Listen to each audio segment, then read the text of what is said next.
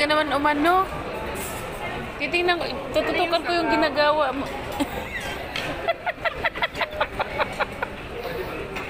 Tututukan mo yung ginagawa niyo, madadala yung kanin niya.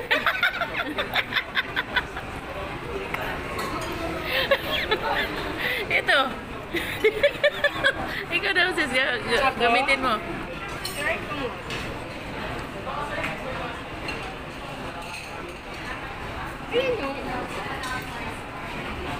Uy, alam mo pala maghawak eh.